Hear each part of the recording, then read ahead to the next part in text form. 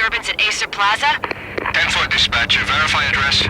It's Acer Plaza, repeat, Acer Plaza.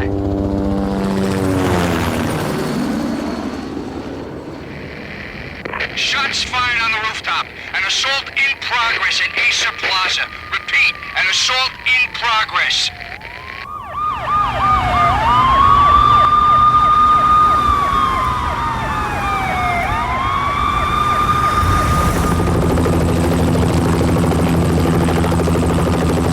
It's a war zone down here. 1085 dispatcher, need additional units. Additional units now. Officer in danger. Officer in danger. 10-5, please repeat, 10-5, all units, emergency. Officer in danger, Acer Plaza, repeat, Acer Plaza, all units. They were all dead. The final gunshot was an exclamation mark to everything that had led to this point. I released my finger from the trigger, and then it was over. Sense of it, I need to go back 3 years. Back to the night the Payne started. On the force back then, NYPD, Manhattan, Midtown North Precinct, Hell's Kitchen. So when are you coming to work for me, Detective Payne? You'd make me work undercover in some hellhole. Sorry, Alex. Michelle and the baby come first. See? My last smoke. It's bad for the baby. That's you, Max. A regular Boy Scout. See, Alex. Still on for poker Thursday night, right? Like taking candy from a baby. Life was good. The sun setting on a sweet summer's day. The smell of freshly mowed lawns. The sounds of children playing. A house across the river on the Jersey side. Beautiful wife and a baby girl. The American dream come true. Honey, I'm home. But dreams have a nasty habit of going bad when you're not looking. The sun went down with practiced bravado. Twilight crawled across the sky, laden with foreboding.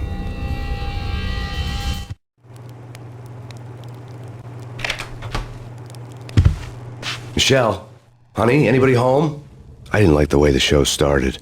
They'd given me the best seat in the house, front row center. Been tattooed on the wall, a map of things to come. It was a poison syringe, a magic tag full of diabolical meanings.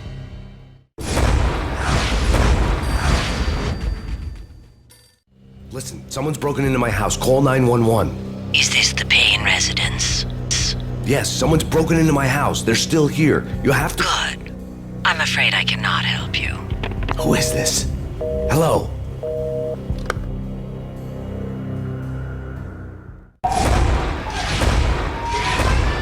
Michelle!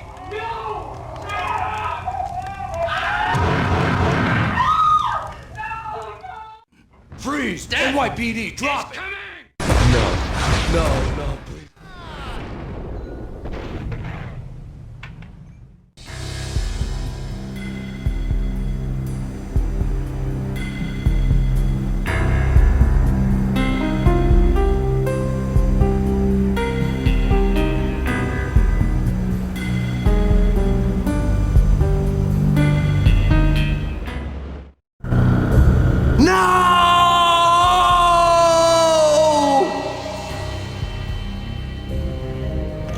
That was 3 years ago. Everything ripped apart in a New York minute. The killer junkies had been high on a previously unknown designer drug, Valkyr, V. After the funeral, I told Alex I'd be transferring to the DEA. It took us 3 long years to get a break in the Valkyr case. Then, finally, 2 months ago, a dime dropper tipped us off that Jack Lupino, a mob boss in the Punchinello crime family, was trafficking. I went undercover, infiltrated the worst mafia family in New York. I came in from the cold and the dark. Outside the city was a cruel monster. I've been slowly working my way from the small time to the big fish, trying to get to the source of the drug. Alex and BB were my only contacts in the DEA, the only ones in this decrepit city who knew I was down here. BB here. Something urgent has come up with Jack Lupino. You need to meet with Alex immediately at the Roscoe Street station. I hadn't had a face-to-face with Alex since I'd gone undercover. Outside, the mercury was falling fast. It was colder than the devil's heart, raining ice pitchforks as if the heavens were ready to fall. Everyone was running for shelter like there was no tomorrow. It didn't get any better when I got to the subway. The feeling hit me like a point-blank shot straight in the face. Something was not right about this. My Beretta stirred nervously under my coat, but the train doors had already shut behind me, and I was in for the ride. Next stop, Roscoe Street Station, and Alex.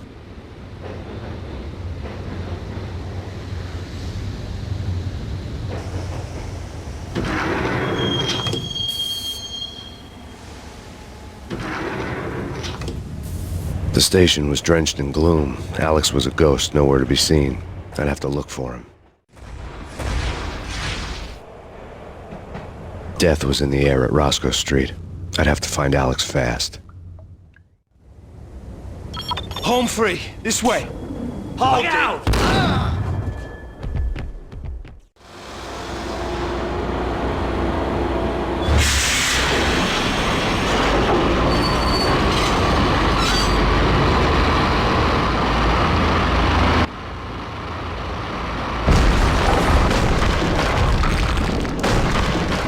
So much for being. The door led to an abandoned part of the station, closed off since the early 40s. Something big was going down at Roscoe Street. Maybe that's why Alex had wanted to meet me here. Maybe not. One way or the other, I was gonna find out. We come to you now live from the crime scene. Who is this? Right back at you. This is Deputy Chief Jim Bravura from the NYPD. You are to cease your criminal activities and surrender immediately. Sure thing, Jim. Me and the boys have been talking, and everyone's real sorry. They'll never do it again. Who the hell is this? Being placed at the scene of a bank robbery wouldn't have tipped the odds in my favor. The bank robbers have been after Acer Corporation bonds. The Acer success story had recently been on every channel and on the cover of every magazine.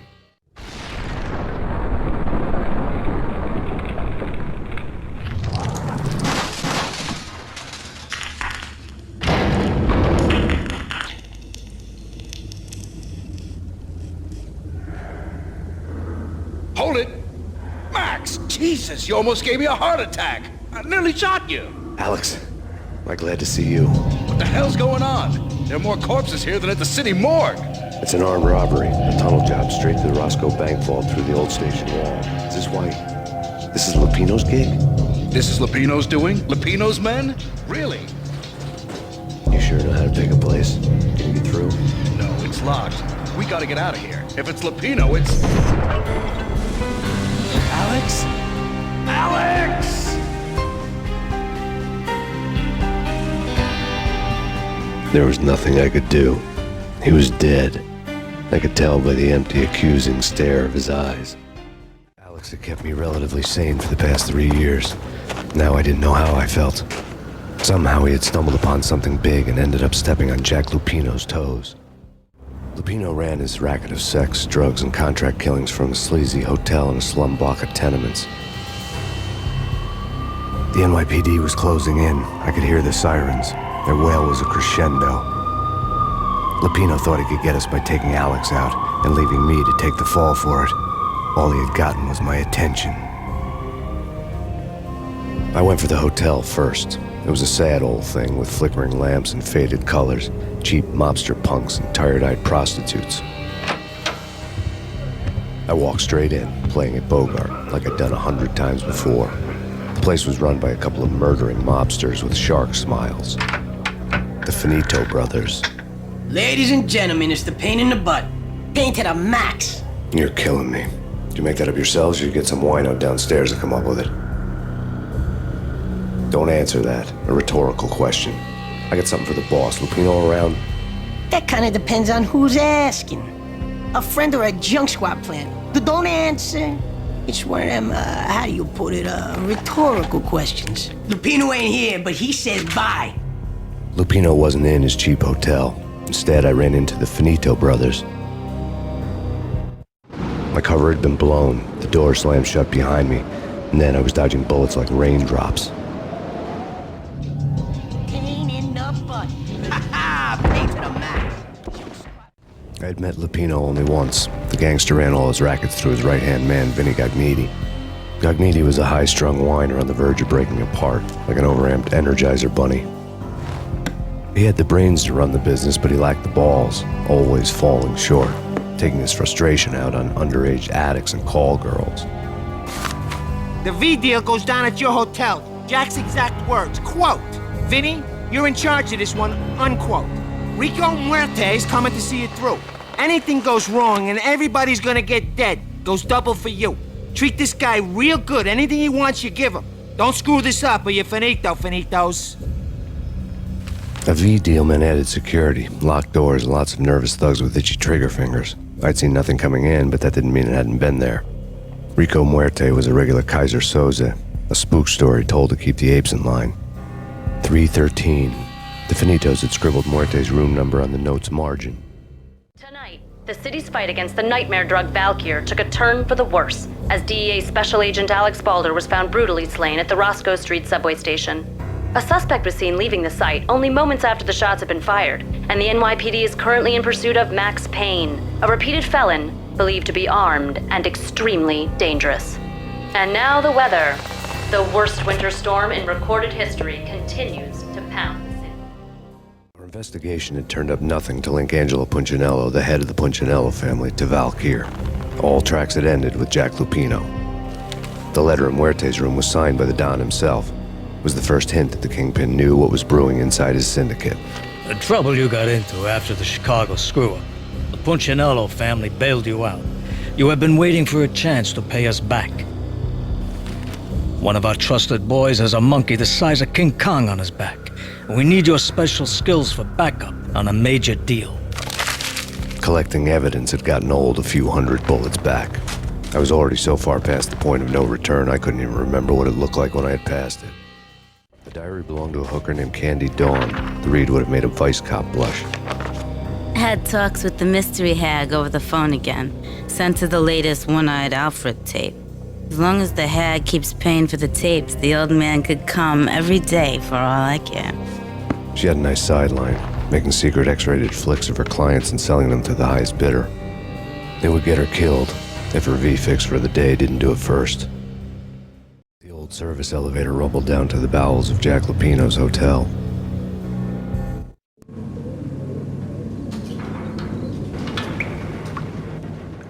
A winter storm warning is in effect in the whole tri-state area, as both freezing rain and heavy snowfall continue. Many roadways are already closed, and people are advised to stay indoors.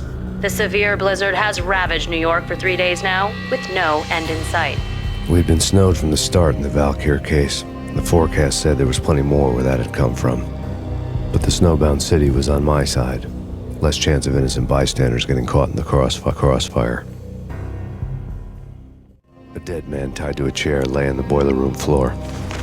Captain Baseball Bat Boy has an unbeatable track record in superhero death matches. But a six-pack of root beer gets me every time. The murder weapon was a baseball bat, now lying in a pool of drying blood next to a newspaper folded open on a Captain Baseball Bat Boy comic strip. Two mad dog killers, ready to murder each other. They step into the next room, and I'm thinking, now they're gonna do it. But no.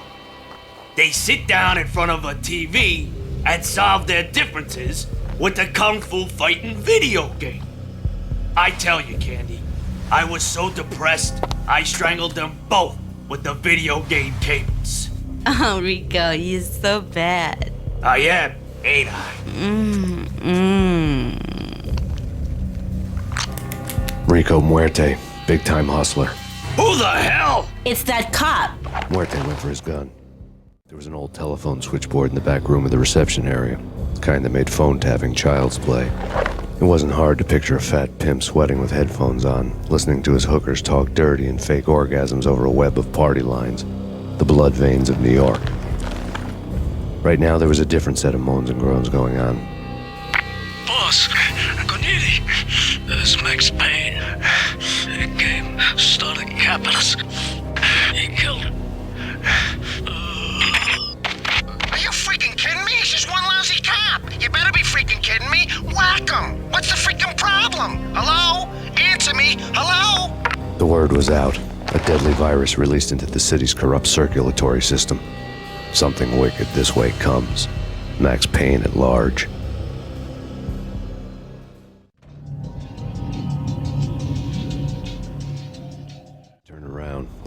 way, below town. That would have been the smart thing to do. Guess I wasn't that smart.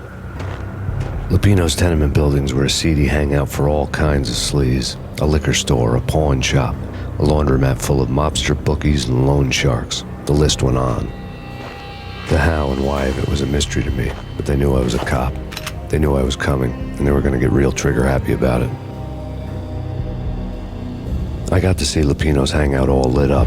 A bomb went off, turning snow into liquid gold. A pillar of fire lifted the remains of a car straight up into the air. The flames were highlighted on the hood of a black Mercedes-Benz as it coasted down the street real slow, as if the driver didn't have a worry in the world. I got a good look at the man riding shotgun. It was Vladimir, the head of the local Russian mob, the fly in Don Punchinello's soup. The ringing in my ears was the sound of a mob war being waged.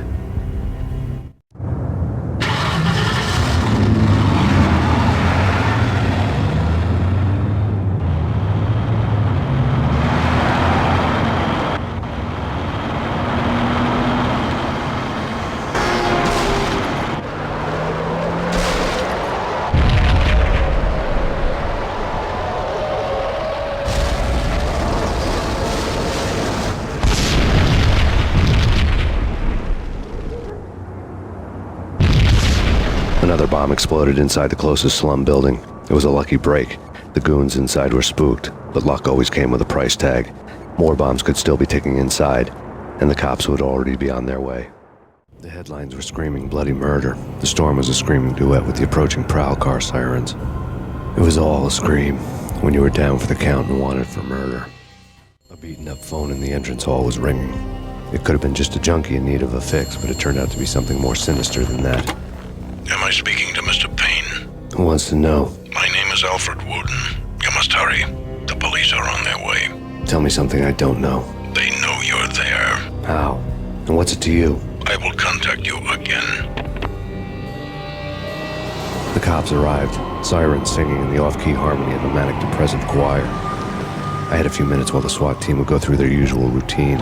By the time they busted in, I needed to be long gone.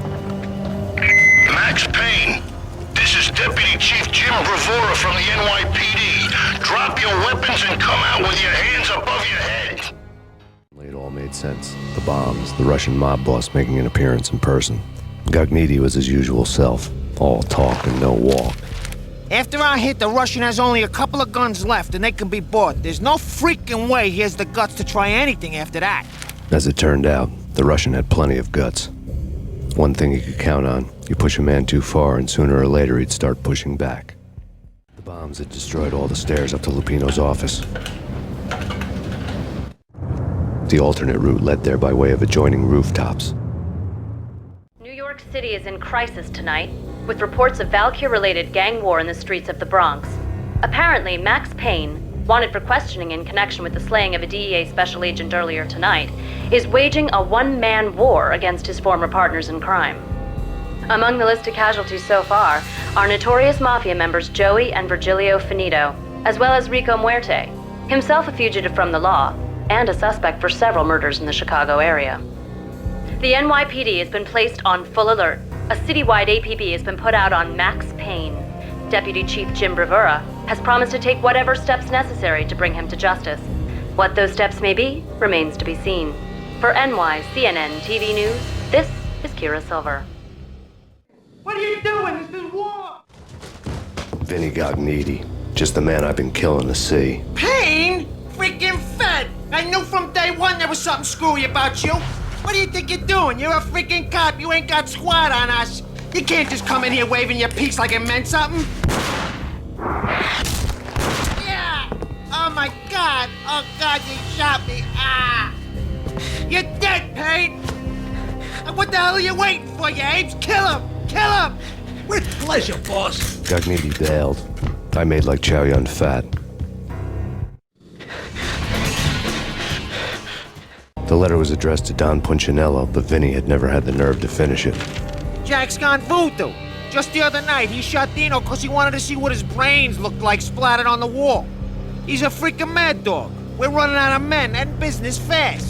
Gagniti had been living in mortal fear of his boss. Jack Lupino was a psycho. Gagniti was running scared. He could run, but with a bullet in the stomach like a broken bottle of Tabasco, he was quickly running out of time.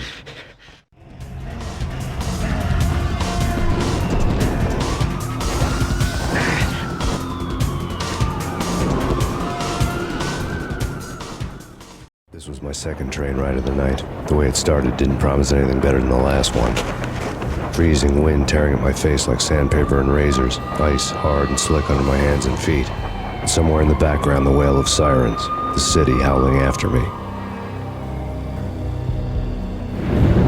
New York sped by in fast forward.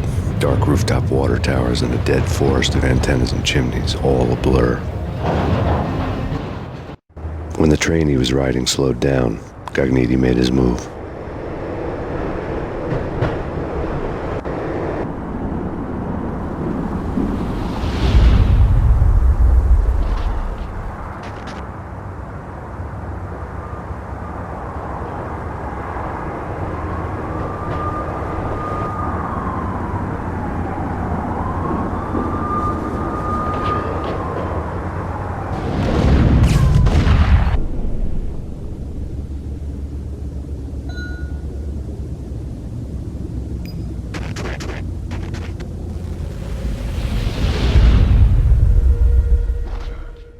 It's Payne! He's coming down the stairs! Shoot the bastard!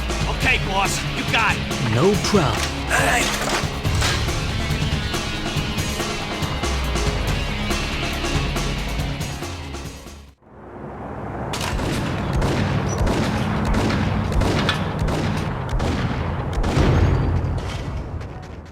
Payne has nowhere left to go. We are very close to capturing him. You'll get a full statement then.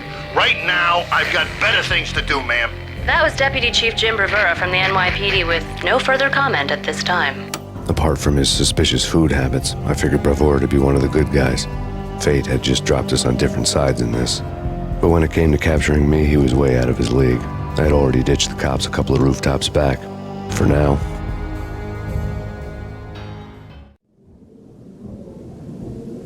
Open, goddammit! Payne! I'll kill you, you lousy freaking...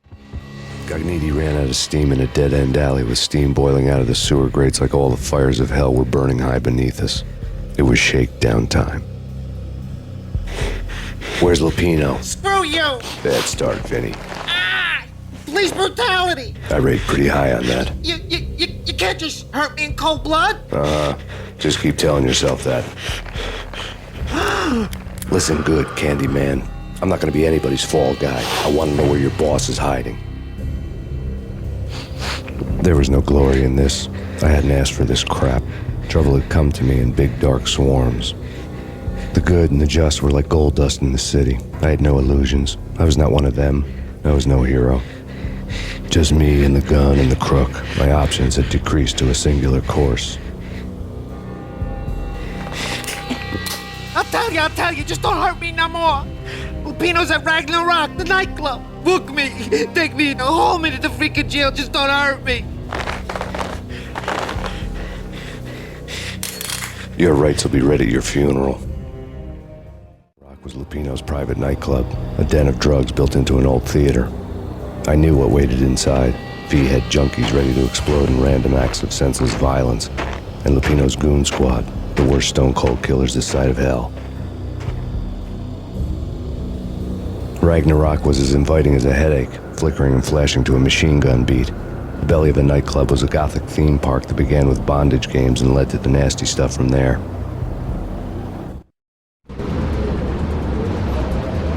As subtle with its dark message as a cop-killer bullet through the heart. Like father, like son. Just like Jack Lupino. Given the setting, I was surprised to find that somebody had been passing time reading. The paperback was entitled, The Age of Murder and Storm. The blurb on the back mentioned Norse mythos and Ragnarok, the end of a Viking world with a terrible winter that covered the earth in ice, when vile crimes were rampant and all humanity lost. I could see how somebody impressionable might get it into their head that we were at the end of time. I was also beginning to see what the nightclub and its owner were all about. The room was stacked with light reading, such as Necronomicon, Witchcraft, and Paradise Lost. Old exotic titles like Malleus Maleficarum and De Umbrarum Reini Novum Portus. Books with pentagrams on their covers, all dealing with the occult and the infernal, lying between stacks of horror videos and a couple of Ouija boards. The only thing I could take seriously was the thought of Lupino taking it seriously. He had been spending a lot of time getting intimate with the guy downstairs. The backstage area led to Lupino's inner sanctum. The hot air inside was like an invisible wall, thick with incense and something else, a sickly sweet smell that made you gag. This was the rotten core of the Big Apple. Lupino lurked somewhere ahead, like a spider at the center of his web, waiting. Janello had threatened Lupino in writing. The note had been torn to pieces, bloody fingerprints all over them. Don't want you to think that one of my boys is not playing with a full deck. Shape up, Jack. We are running a business here. I'd hate to send the trio to strong-arm you. The trio were the Don's notorious henchmen. It was obvious that Lupino hadn't been intimidated by the threat. Jack Lupino was crazy, all right. The table was scattered with notes of demented arcane nonsense written in rusty blood, a mishmash list of demons, devils, and dark gods evoked. Beelzebub, Asmodeus, Baphomet, Lucifer, Loki, Cthulhu, Lilith, Hela, blood given to you all. He was after that old Faustian deal, your soul for power and fortune. Just sign on the dotted line with your blood. Lupino was crazy, all right. Mythic wolves, let loose to devour the sun and the moon. Lupino is the wolf. I'm Mr. Beast, the big bad Fenris wolf. I'm the end of the world man, wearing the flesh of fallen angels. After Y2K, the end of the world had become a cliche. But who was I to talk? A brooding underdog avenger alone against an empire of evil, out to right a grave injustice. Everything was subjective. There were only personal apocalypses. Nothing is a cliche when it's happening to you. I don't need the words! I'm beyond the words!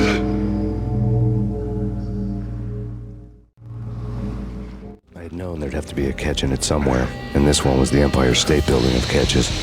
Lupino was pumped up and dying to go 15 rounds with a mutant alligator.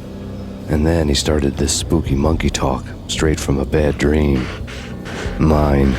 I have tasted the flesh of fallen angels.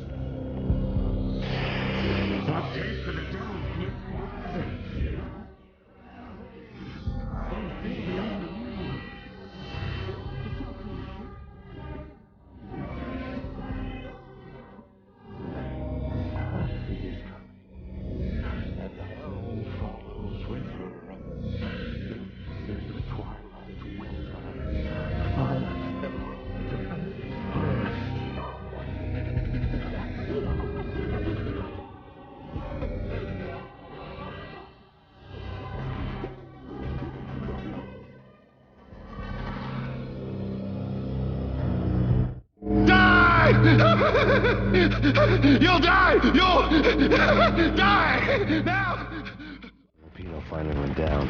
I wanted to make real sure he'd stay that way. He was a bad monster. Turned them into friggin' zombie demons from outer space. I think he's dead already. Huh? And that's when it happened. But dead or not, you've got the wrong guy. In stepped this knockout femme fatale, holding a gun to my face. I returned the favor. Lisa Punchinello. Lisa Punchinello was the Don's wife. Mona Sachs. Lisa's evil twin. Your safety's off, evil twin. You might hurt someone with that gun of yours. Lisa's the damsel in distress. I'm the professional. I'd blow you away without batting an eye. Sure, and you can check out my credentials splattered all over this joint. Jack couldn't have framed you. Not the state he was in. We're after the same slime bag. Angelo Punchinello's the one who murdered your friend and framed you with it. You know this for a fact. I've got my sources. I don't have a clue these days. I just shoot them as they come. Who put a contract on the Archfiend? This one's mine. I hate the guts of that sadistic wife-beater. Why not pool our bullets for this one? I thought you'd never ask. My finger was starting to twitch. How do you like your whiskey? I'm easy, as long as you don't try to slip me a Mickey. You're a real angel, Max. It was good stuff. Tasted sweet as honey going down. Nothing personal. Can't risk you going berserk and getting Lisa killed.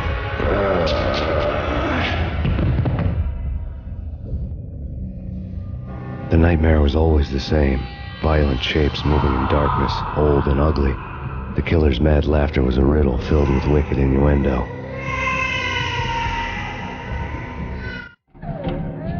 Somewhere, the baby was crying. We found you snoring next to Lupino's corpse. The Payne family. Happiness captured in a Polaroid moment. I had thought it would last forever, till death do us part. I didn't want to think about it. As long as I didn't, it could never happen. But I had broken my own rule. The thought had already slipped in. Fear was rusty needles poking at my brain. Cold and scaly, it slithered down my chest. Alex and I had a few moments of glory between us.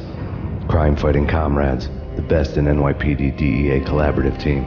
Good-hearted macho bullshit like that. I would have given anything to have him here as my backup. No such luck. No luck at all. No, please, God, no. Slice them, dice them, shoot them full of holes, blow them to bits, vaporize them, disintegrate them. No matter what you do, they'll still be back. Michelle was working part-time in the district attorney's office. Her diary was open on today's entry, her handwriting all pretty curves.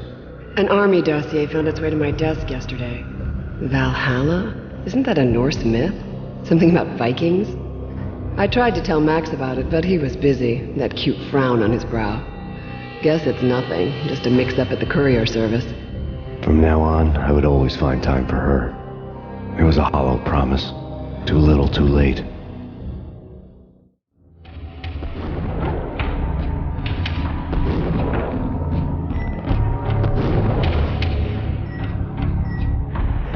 Murderer! You killed her! Nothing like that ever happens in the real world. I woke up in a bad dream. My head felt 2 sizes too small for my brain. Max Payne. I envy your name. And the killer was smiling. Pleased to meet you. I'm Frankie the Bat Niagara. Niagara, as in you cry a lot? He had a baseball bat and I was tied to a chair. Pissing him off was the smart thing to do.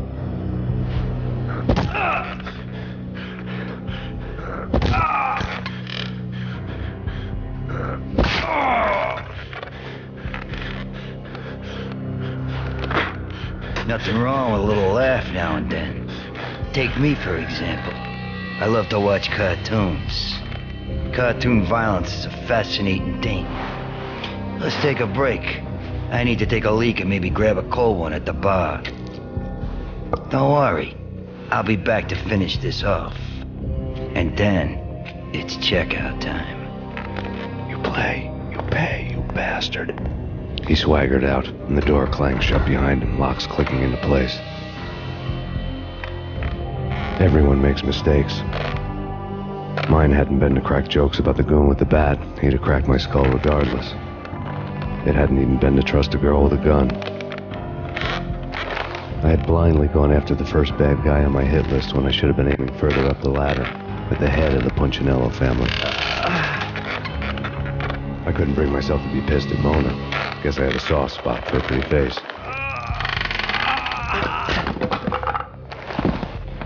But when somebody decides to play baseball with your head, you tend to get sore. They had dragged me back to the basement of Lupino's hotel. I was beaten, bruised, and blue. I felt like the chair I had broken to get free.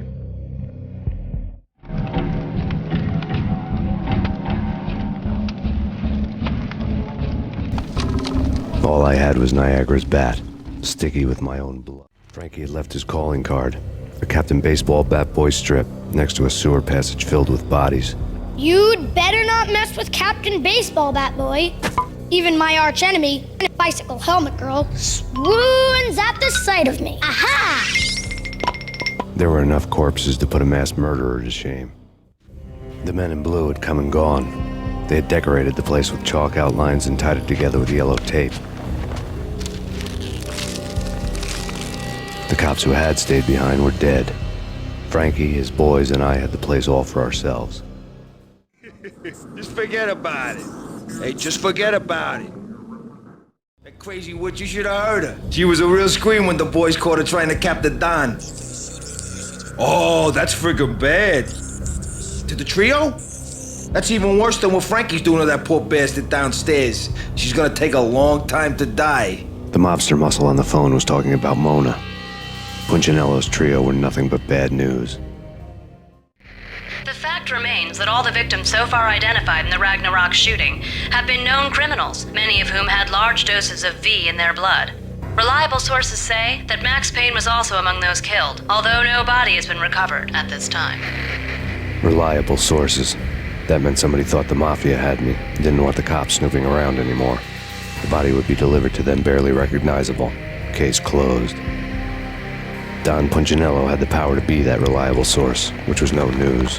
But his news was old news. Framing me hadn't been enough. Don Punchinello had put a hit on me. He wanted me dead, and it had been important enough for him to give written instructions to Frankie about it. Max Payne should die like a dog for the trouble he's caused. Frankie, I know I can trust you to give this matter the dedication it needs. The hotel bar was fast developing quite a history. True to his words, Frankie was there, having a beer. Jesus Christ. How the hell did you get loose? Got bored waiting. Thought, what the hell, we could just as well finish this here. Thank you. You've been a lovely aunt. Had enough? I don't play with girls anyway. Unfair! I spotted the tail as soon as I left the hotel. A big black Mercedes. I had seen the car before. That time it had heralded impressive explosions. Vladimir was back. Bang. You're dead, Max Payne. I might have laughed if I remembered how. What's this supposed to be? Cops and robbers? Look, you want something with me? Get in line. Peace, man. Relax. You know you are a real news item. Armed and dangerous. I am going to make you an offer you can't refuse. I've always wanted to say that. It's a bum rap. I've been framed. That's a moot point. Whatever you did or did not do, I'm sure you had good reason for doing it. Want to hear me out? I'm listening. Punchinello messing with V is bad for business all around. But that's not all. There is this guy, Boris Dime, used to pull jobs for me. He's the captain of the cargo ship Charon. Now the bastard turncoat has gone over to the other side, Punchinello's. The ship's loaded with high-res hardware, guns, my business. If Punchinello gets hold of that cargo, he's won and I have lost. And you'll have your work cut out for you. If you want to get to Punchinello, you'll need heavy-duty persuaders. I am just the man to get them for you. Change the ship back under my flag, maybe pop 2 in the traitor Dime's head while you're at it. You'll get enough guns to start the apocalypse. You in or out? Let's get this show on the road. Vladimir was one of those old-time bad guys with honor and morals, which made him almost one of the good guys. None of us was a saint. The Brooklyn riverfront was a maze of rusty containers, sharp-boned cranes looming up from the snowstorm. On a night like this, you couldn't help but think of the dark army of dead men sleeping with the fishes, cement shoes in line. No Minotaur lurked in this labyrinth, but somewhere out there, on the clanking deck, Rico Muerte had come to town to do more than just sort out family troubles. Exhibits number 1, 2, and 3. Briefcase of money, a sniper rifle, and an envelope with one word neatly printed on a folded piece of expensive paper. Mayor. It didn't sound like a mafia contract at all. It was too cold and too to the point. Rust had crept over the sides of the cargo steamer a long time ago. Boris Dime would be on board. I'd have to smoke half of his crew to even get near the gangplank. The guns were probably being kept in the hold, buried amidst the rats and oily water. Angelo Puccinello here. Angie, tell me, how much did Dime cost you? I bet it was more than his name. Max Payne. Right the first time. You're dead, punk. You sure you're not confusing me with Boris here? But you are right, of course. Pretty soon we should get together and have a talk. You son of a... Pissing Punchinello off was a dangerous game, but when people get mad, they make mistakes. I should know. That's where I wanted Punchinello, mad enough to trip over his own feet, preferably into a grave.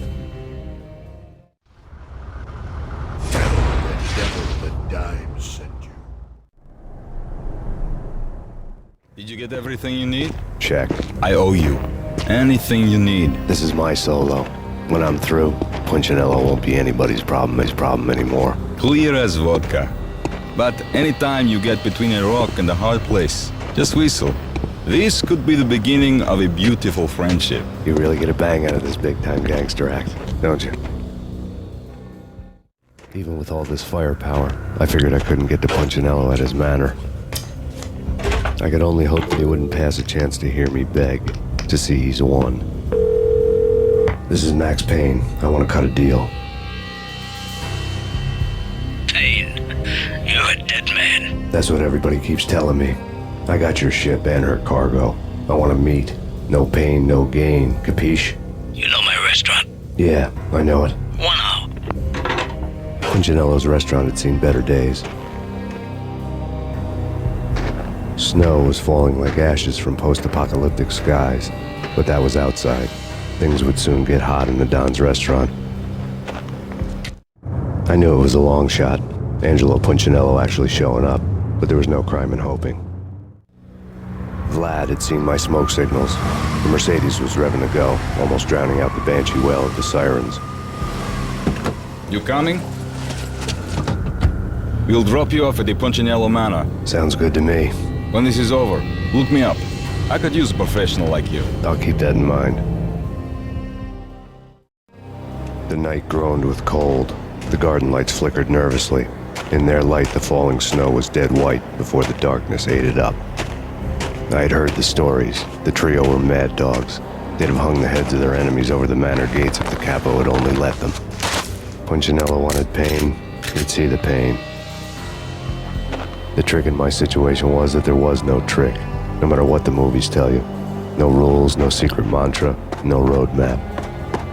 It wasn't about how smart or how good you were. It was chaos and luck, and anyone who thought different was a fool. All you could do was to hang on madly, as long and as hard as you could. Someone had graciously left the back door open for me and killed the guards. My money was on Mona. I knew the trio would be standing between me and Punchinello. I had read their rap sheets, thick as phone books. No one would be walking out of here alive. The numbing cold of the broken night had followed me in. Upstairs, the trio tangoed down the manor halls to the silent rhythm of their murderous hearts, the blood of their victims rust on their lips. Vince Mugnano, Pilot Providence, a.k.a. Big Brother, and Joe Deadpan Salem. The pistol was a frozen lump in my hand, piercing the skin, gnawing me to the bone. Someone hadn't enjoyed the Don's hospitality. Someone with a flair for the dramatic. Someone who had let herself out of a locked cell and past a couple of armed guards. My thoughts were on Mona again. I could only hope she was a good enough gambler to walk away while she was still winning, before she'd run into the trio. The word on Lisa Punchinello was that she was a bit of a witch. The tarot cards on the kitchen table fit the picture. They weren't my kind of cards, but I was willing to take a crack at the hand Mrs. Punchinello had dealt. The first card was the tower. Maybe that was supposed to be the manor. It got easy after that. The devil was the master of the house, and death was me, coming for him.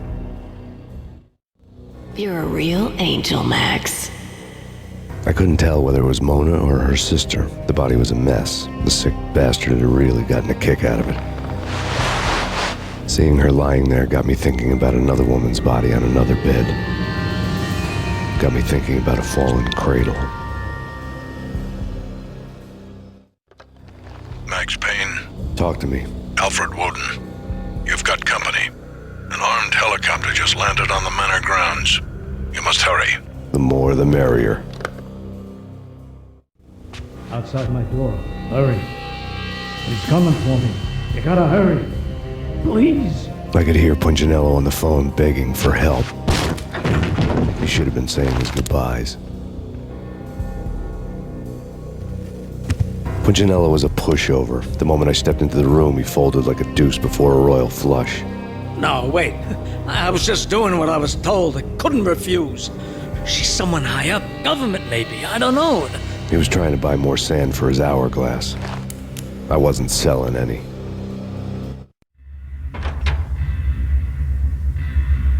No, I told him not to. Drop it. Don't move. Game over, Max Payne. I could tell when I was outgunned. It was time to take another beating. The mystery witch was a real barracuda. Trouble on dagger heels, a smoking assault rifle in her hand, and an army of killer suits behind her. How sweet. I get to kill two birds with one stone. Sooner or later, it was going to catch up with you. Mr. Payne, it's time to show you the benefits of my brew.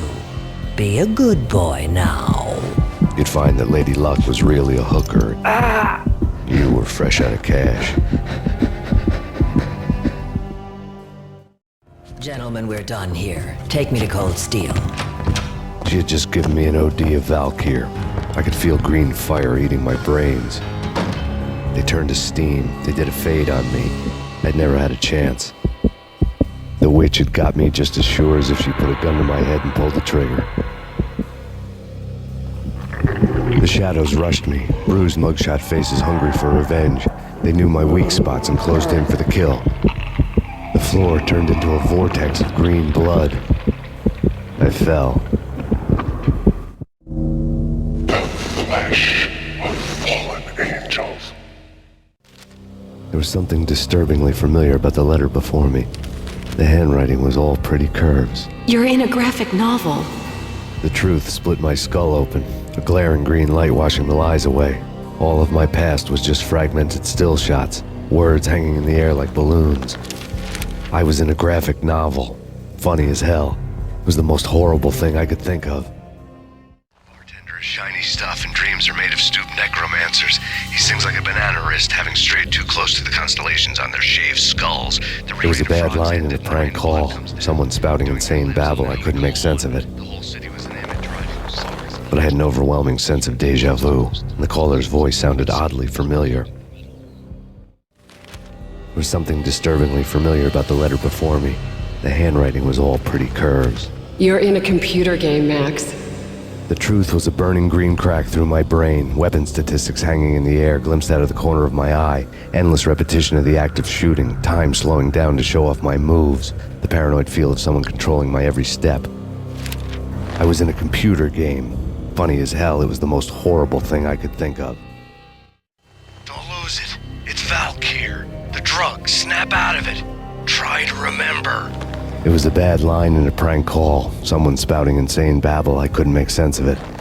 But I had an overwhelming sense of deja vu, and the caller's voice sounded oddly familiar.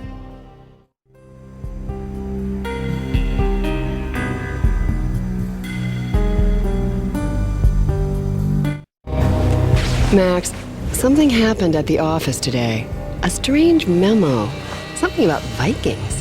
Honey, I gotta run. You can tell me all about it this evening. Have a nice day, darling. The bullet holes were rubies on her chest, blood glowing on her ivory skin. She was so beautiful. The killer was smiling. The flesh of fallen angels. Slowly, the green nightmare faded, leaving dark stains on my soul that would never come off. I felt like flatlining. I was all shook up. I woke up in a cold sweat, sick and tired to the bone, lying in a puddle of my own puke. The hag had said take me to Cold Steel before it had all gone crazy. It was a clue, the only one I had. It took me forever to crawl back to my feet and hit the road, but when I did, I drove straight to Cold Steel Foundry outside the city. There was a whole lot of action around the place for a freezing winter night. Trucks coming and going, men running. I had the drop on the mystery witch. She thought I was dead. I was on her blind side. I was going in. The bad trip had put me in a crazy mood, adrenaline pumping through my aching veins. Staggering on the mill roof in ice and snow and wild wind, I was a ninja. My kung fu was strong. I wasn't kidding anybody. At best, I was Superman on kryptonite about to fall through a skylight, down to where it was all going down. A half-abandoned industrial area in the middle of nowhere. The factory was a perfect front for any number of illegal activities.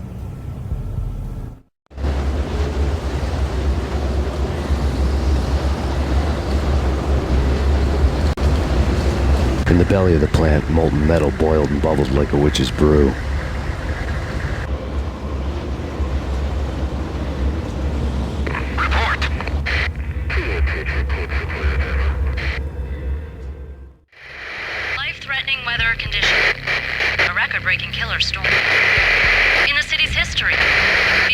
fog and snow. Heavy snowfall. Forecast shows severe weather is expected to continue. Out in the night, snow fell like confetti over the Devil's Parade. The storm was anything but over. Perimeter breached. The facility has been compromised. Repeat, the Deep Six has been compromised. Initiate Operation Deadeyes. The walkie-talkie military lingo could mean only one thing. They were getting ready to destroy the evidence and vanish into the night. I was so close. The hidden truths were just around the corner. The mercenaries were running a tight operation, paperwork and all. Merchandise missing again. A chemist had tried to smuggle it out for his own private party. Locked him up in cell B7 in D6's old test facility to wait for proper processing. I was close enough to hear the secrets, just beyond the next doorway. Processing diagrams filled the control room screens, all but one. An elevator titled D6 on one of the screens, somewhere onwards, past rows of ovens, in the core of the plant.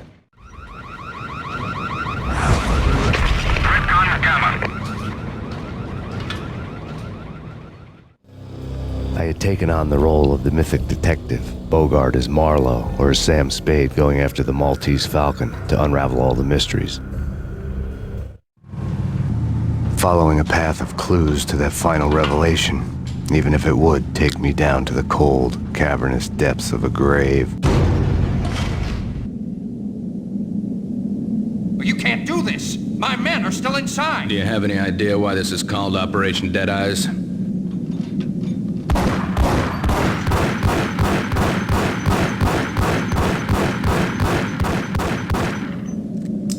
I think he's dead already. Let's do it.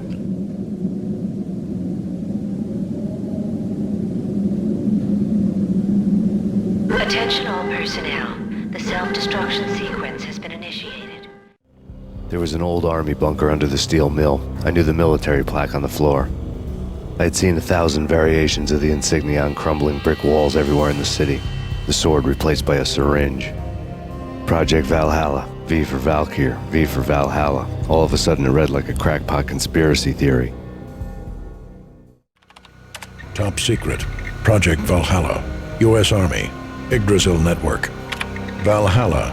The otherworldly place in Norse mythology where the bravest heroes spent their afterlife feasting and fighting forever. Their wounds miraculously healed night after night. Valkyr. The maidens who chose the most courageous Viking warriors and carried them to Valhalla. 1991. The research objective is to create a chemical substance to enhance the stamina and morale of infantry troops. 1995. Results unsatisfactory. Project cancelled. Someone had decided to continue the sick experiment unauthorized. Project compromised. Data leak. Fix the damage by any means necessary. Security clearance red. Authorized by the project lead. Field test. Double the dosage for all the remaining test subjects. Observe and record the subject's behavior in an urban setting. The drop-off point was my old address in New Jersey. The file dated 3 years ago. Just when you thought you had reached the deepest depths of horror, it suddenly got worse. How to turn off that small voice inside your head that started to whisper that you should be glad that now, if not before, your revenge was justifiable on any conceivable moral scale. That small voice proved, beyond any doubt, that I was damned.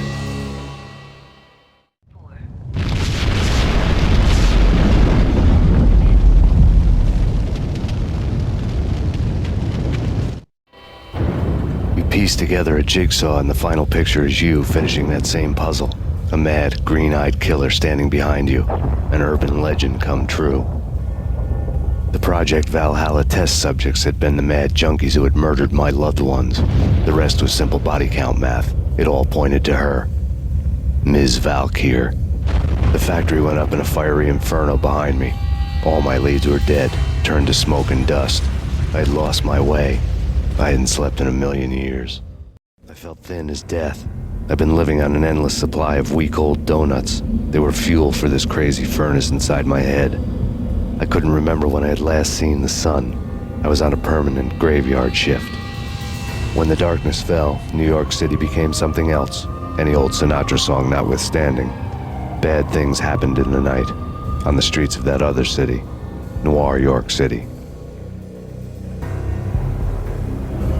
I was in an all-night diner, downing cup after cup of coffee that tasted like engine oil, when a new message from BB got me back on the killer track. What the hell happened at Roscoe Street? Maxie, I'm going out on a limb here.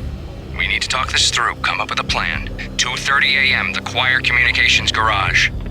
The more I thought about Alex's murder and the frame-up, the more it felt like an inside job. I should have seen it coming. BB had sold me out, and now he wanted to finish what he'd started. The garage was dead. BB showed up in his tailor-made suit, gold watch, and cufflinks to match, all way beyond a cop's pay. Maxie. Oozing suave charm, he was guilty as hell. What the hell does BB stand for anyway? Backstabbing bastard? Come on, don't be like that. Have a cigar. I don't smoke. Maxie, you have no idea how big this is. It's huge. You have no idea. I think I do. You're a bribe-taking bent cop who sold out his partner. Those mobsters in the subway were a dead giveaway. Hard to miss. Bet it was exactly like this with Alex. Up close and personal. You can't win this one, Max. No, but I can make damn sure none of you do either. BB turned out to be another cardboard cutout bad guy.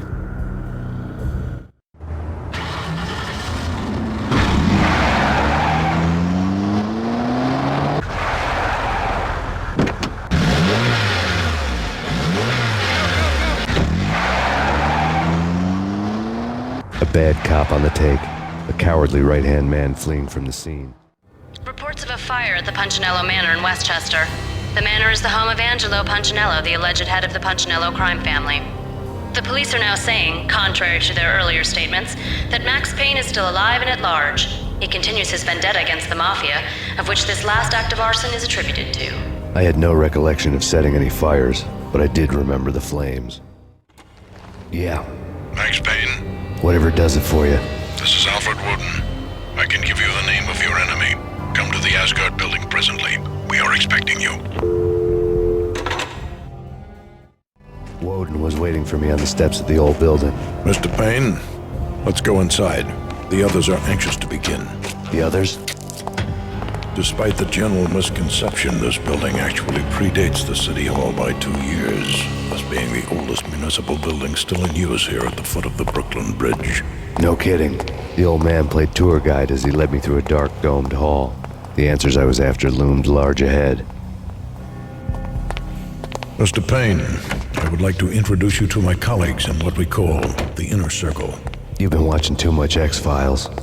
You have seen the files on Project Valhalla. We can fill the gaps, provide you with the information missing from those files. We were all involved in the early stages of the project during the Gulf War. What's the catch? We would very much like to blow this thing wide open, but our hands are tied.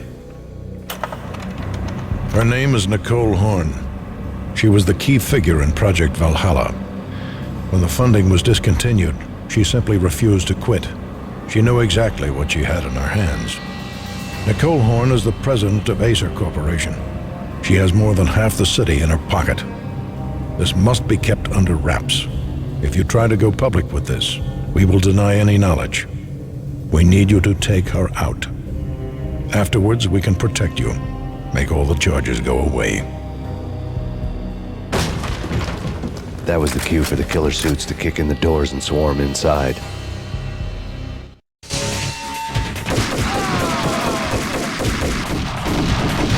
It was an impressive floor show, but I decided to leave early anyway. It was only a one-story fall. Lucky me. On screen, the so-called corpse of Alfred Woden stood up, miraculously waking from his dirt nap, looking smug among his dead pals. In the land of the blind, the one-eyed man is king. I didn't know how he'd pulled it off, but it was a pretty slick way to get out of all his promises.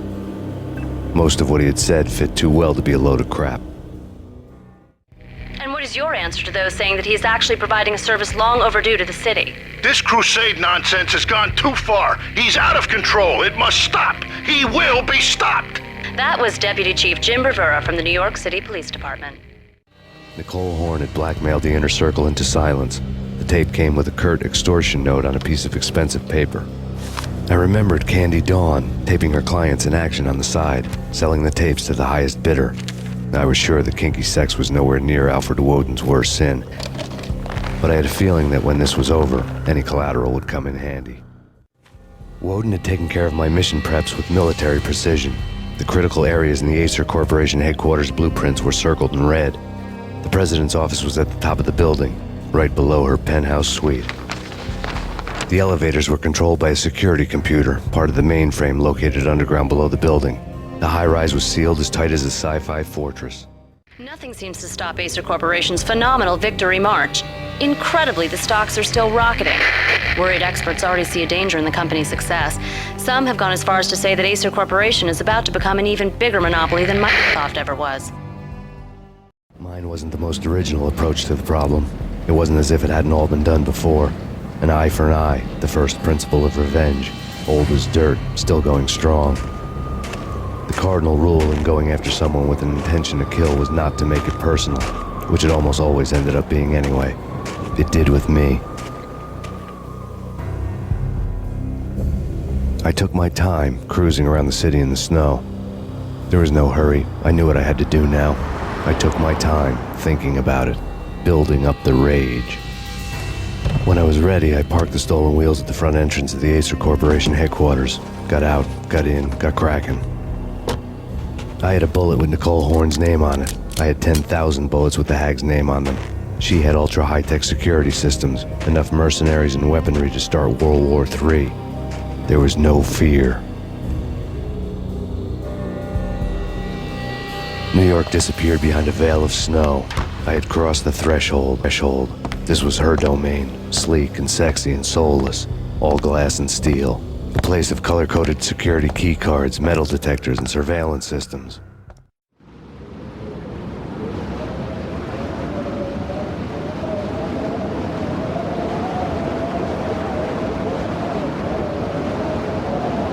Colder than a walk-in fridge. Cold as a gun.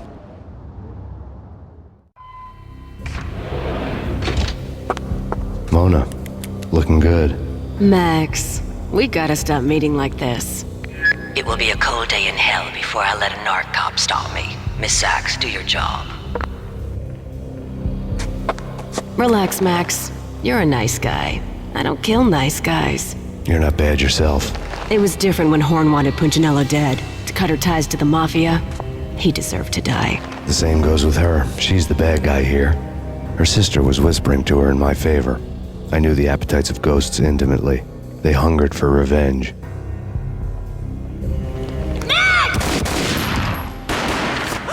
No! A gunshot boomed and she fell down in slow motion. She was a nice girl, not really a stone-cold killer. And now she was stone-cold dead. Like religious fanatics or loyal samurai, Horn's private army was coming at me. When the elevator came back down, Mona was gone. There was a lot of blood, but no body. Something clicked for the final time. My mind had never been so clear, as if somewhere high above the storm clouds were already gone, cold stars blazing from the black skies. Next to the printer was a neat stack of expensive paper. Hacking through Horn's computer would have unearthed files of criminal plans, strategies for world domination, spy helicopter reports, illegal wiretap recordings, internet porno, all of the above. Take your pick. I really didn't care anymore. I had seen too much of it already. Valkyr had been meant to be a white-winged maiden that would lift you to a warrior's heaven, but it turned out to be a one-way demon ride to hell. The devil was in the drug. I knew. I had met him.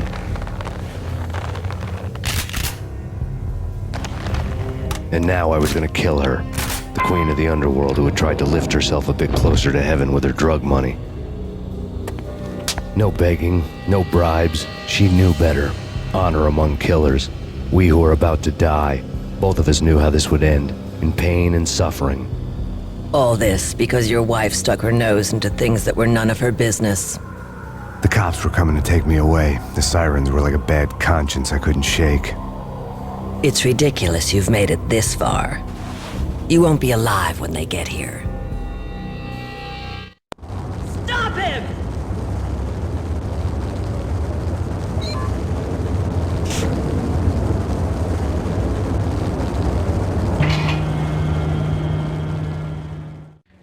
of your wife and daughter were necessary, inevitable.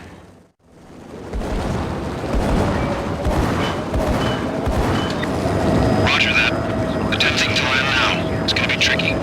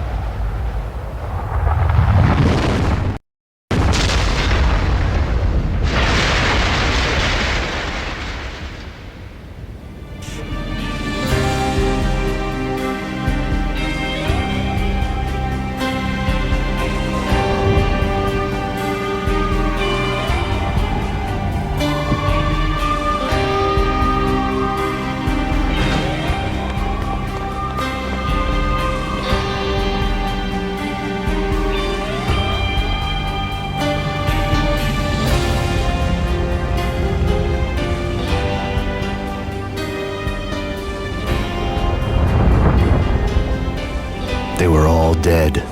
The final gunshot was an exclamation mark to everything that had led to this point. I released my finger from the trigger.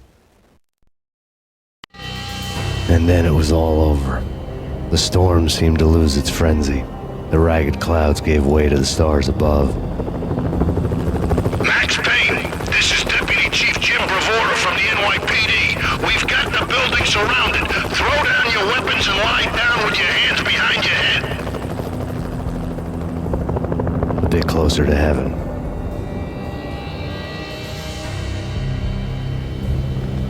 The cops' voices were distant and muted.